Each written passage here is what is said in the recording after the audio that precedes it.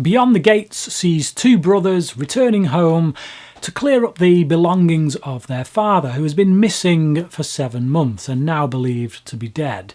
Whilst clearing out the old family video store, they come across this 80s board game that's kind of like a video board game. And once they put the video into the player and start to play it, they realise they've opened up Jumanji from hell. That is the basic conceit for this fairly simple, really, family drama. It's about these two brothers who are kind of mismatched, a bit opposite to each other, and have a bit of a rough relationship with their dad, who we never really get to see much of in this film. So yeah, it's all hearsay. It's all kind of their word and their conversation about him. I think the performances across the board are okay, but I do think Barbara Crampton is particularly creepy as the Elvira kind of presence on the video. She has this weird kind of look in her eyes, these really wide eyes, and it does, I must say, give me chills down my spine. I've only seen her recently in You're Next. I've not really seen much from this actress before. I know she is a bit of a staple in some horror movies, but I've only recently been introduced to her. But yeah, she's definitely the creepiest thing about this film.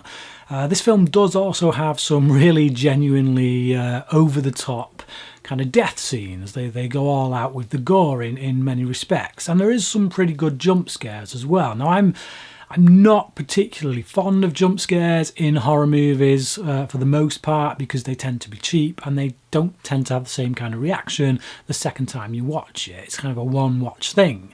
But I don't mind them when they're kept to a bare minimum. And in this film, they are. We get a couple and that's it. So it's not like every other scare is a jump scare. So respect to the filmmakers for that. What I will say, however, is that the direction by Jackson Stewart does at times feel a little bit stale. I don't think he quite knows how to handle action. So when we have these like big action scenes or fight scenes, it feels a bit wooden. It feels like the actors kind of aren't getting the blocking quite right. They're not being positioned quite right, or the camera isn't being positioned quite right to get the full effect of what is going on.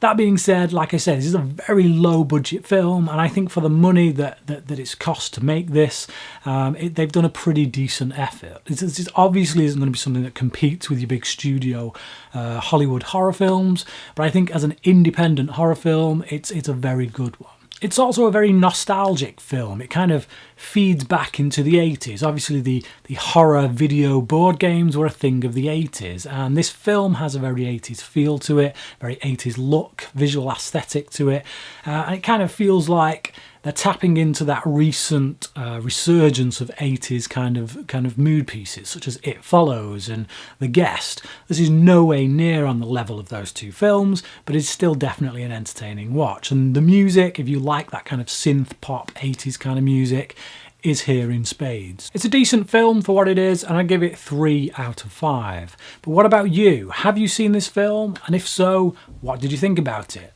Comment below, let me know, and until next time, thanks for watching.